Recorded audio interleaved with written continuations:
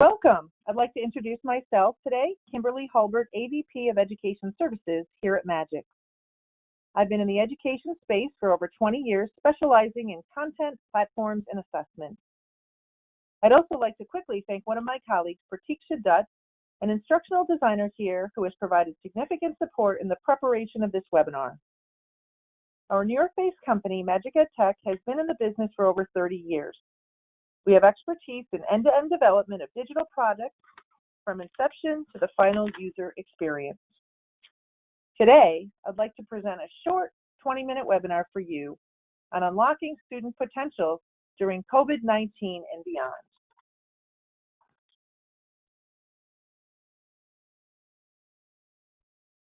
Some quick housekeeping first. Because of the number of attendees, your mic and camera have been disabled. Should you have any questions, please feel free to add them in the chat window to the right. Due to the allotted time, I'll send out the responses after the session, along with a link to the recorded webinar. Let's begin. As we know, the COVID situation has completely turned the education industry upside down, worldwide as a matter of fact, affecting over 1.7 billion learners. In the U.S. alone, 48 states plus D.C. have closed K-12 schools for the rest of the year. And clearly, teachers are losing students in lack of attendance in online classes, loss of relationships. There are many concerns about mental health, and the learning gap continues to grow. So here we are now and this is what learning is looking like. Both children and adults are working from home. The learning environment has moved almost exclusively online. Teachers have lost direct in-person contact with students, and lack of daily structure has caused students and professionals to lose interest and become demotivated. With limited methods of teaching available, learners may or may not be excited about what's being taught. Educators are struggling to keep students involved and motivated. And the important question is, how do you keep learners focused and engaged in the post-COVID era with a large emphasis on distance learning? One of the key answers is content gamification. And while there is no magic pill for keeping students engaged in this digital world we live in, we need to meet learners where they're at. Research has shown that gamifying content has been extremely effective in appealing to multiple learning styles. And while this concept is not new, the various ways to gamify content has definitely changed over time. I've been speaking to different ed tech vendors, and I also know that they're definitely thinking about all the challenges related to making and delivering engaging content for this fall at an economical cost and, of course, with limited bandwidth. So this is what I'd like to cover today. We'll discuss what motivates learners, provide some instructional design principles, show ways of bringing engagement, and share some statistics.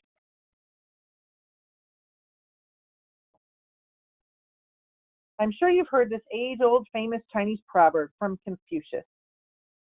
I hear and I forget. I see and I remember. I do and I understand.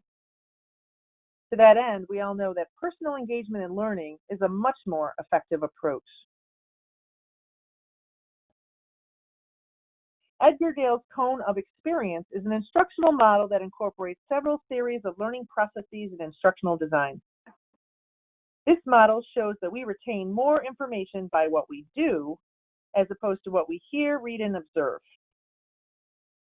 This model could easily be applied to online learning.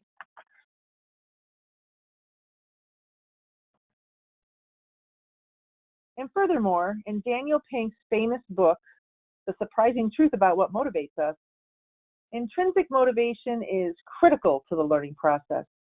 He cites three key motivators: autonomy, mastery, and purpose.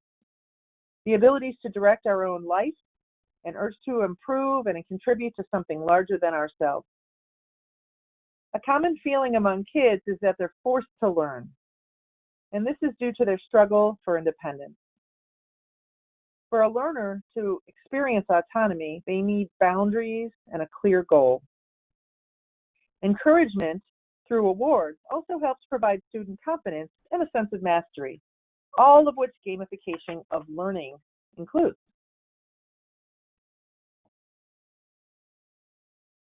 The ARCS model of instructional design further supports this approach. This particular model cites 4 components of motivation proposed by world-famous John Keller, an educational psychologist. He's known for his work on motivation. It points out that success in learning is directly tied to attention, relevance, confidence, and satisfaction. And of course, motivation lies at the heart of gamification. So what is gamification? It's the use of game elements in a non-game situation.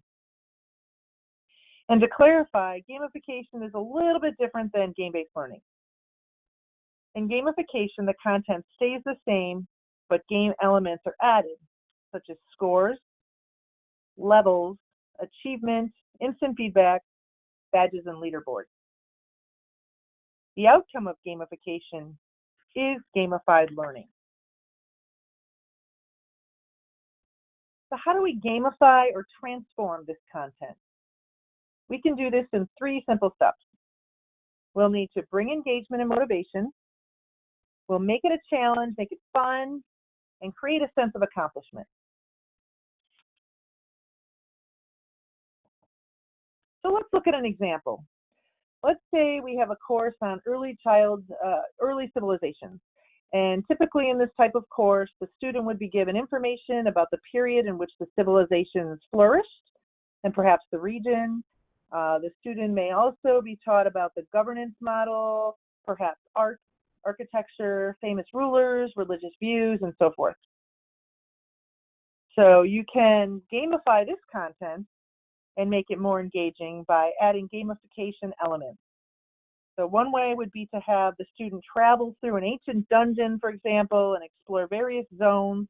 And as you leave that zone, take a quiz. And as they move through, they collect badges.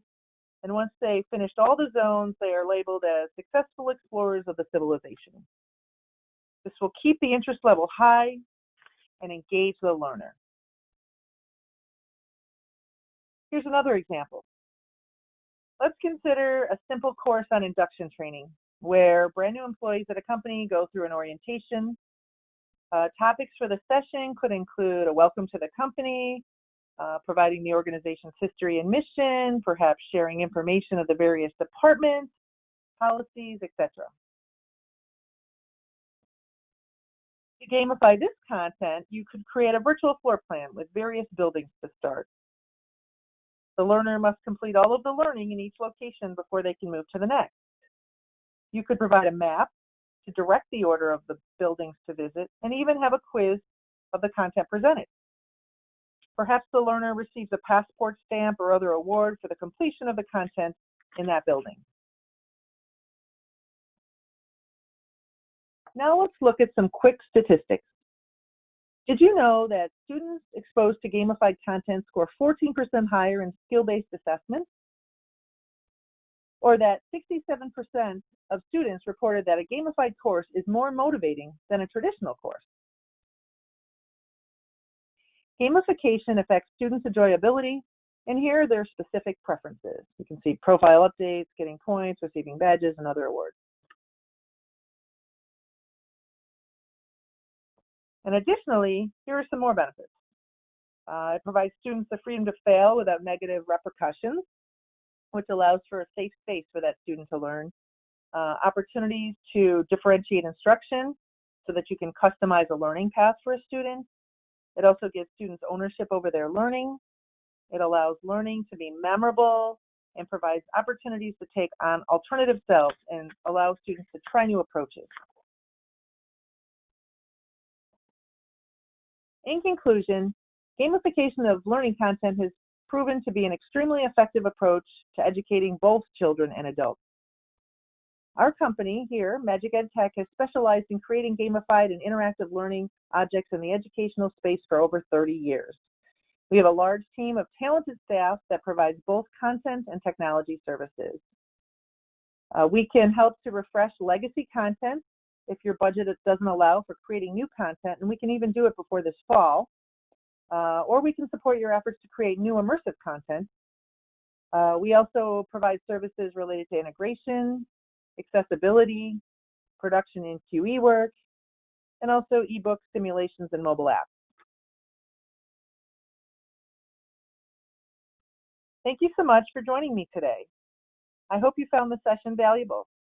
Please do feel free to reach out. My contact information is over on the side there if you'd like to have an exploratory conversation.